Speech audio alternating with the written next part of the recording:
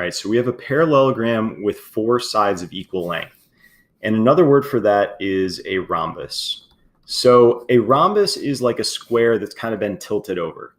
And in this situation, since we know we have parallel lines and we have equal sides, we end up with these two angles, which are kitty corner from each other, being equal, and these two angles, which are kitty corner, being equal.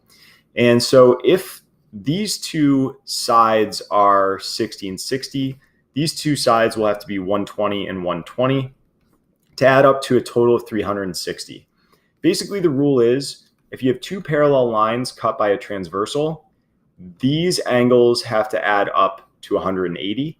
And a parallelogram is basically that exact idea. So this would be the equivalent of that. And that's how we know that these angles have to be 60 and 120. Now, looking at the two options we have in terms of our diagonal, we could cut this way or we could cut this way. And I'm pretending all my sides are equal to 1 to make my life a little bit easier. I don't like to use variables as much as other people. I like to use hard numbers so I can actually see the values come out. So let's look at this version first. So this version has, we know a 60-degree angle here and a 60-degree angle here. And we also know that this angle, which is across from 1, is equal to this angle, which is also across from a value of 1. Because within a triangle, the angles are relative to the sides. So if two angles are across from equal sides within the same triangle, those two angles have to be the exact same size. Now, in this little version of the triangle that we have right here, since we already have 60 degrees dedicated to one corner, that means these other two corners add up to 120. And since they're equal, that means each of them is 60 as well. And when you have a 60, 60, 60 triangle, that's what's known as an equilateral triangle. All sides are equal, meaning that this diagonal is equal to 1. So we have a diagonal of 1, and that is the shorter of the two diagonals in the original situation. So the top of our fraction here would be a 1. And now we need to look at the second diagonal. So this is slightly trickier, but we divide that 60-degree angle in half, and we end up with a situation where we have a 30 and a 30 and a 120, and that's provable because we knew this was 120 already.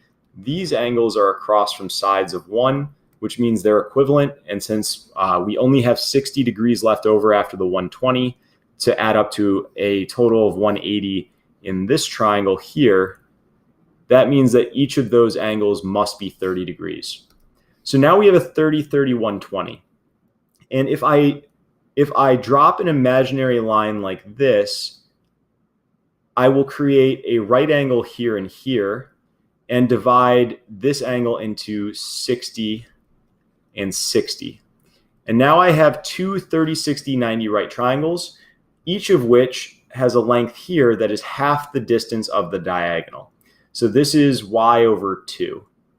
And what I see is in this 30, 60, 90, and in a 30, 60, 90, the ratio of the sides to one another are in a ratio of x to x root 3 to 2x, and this is something we need to have memorized. So the angle that's 90 degrees across from a side of 1, which means 2x is equal to 1. That means x is equal to 1/2. Which means x root 3 is 1/2 times root 3. So we've got these hard values as defined by our sides of length 1. And if we look at the side that is creating our distance of 1/2 of the diagonal, that side's across from the angle of 60 over here that we divided in from the 120 divided by 2.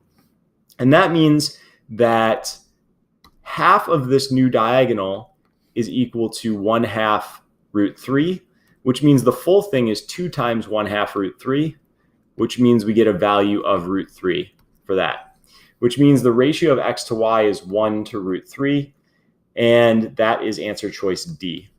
And just as a check, root 3 is greater than 1 because 1 squared is 1, 2 squared is 4, so the square root of 4 is 2, square root of 1 is 1, the square root of 3 will be in between these two, but it's closer to 2, And it's actually about equal to 1.7, roughly. And we should have that memorized as well. That can be really useful on tougher questions to just make sure that your math makes sense. So we get to answer choice D, the ratio is 1 to root 3.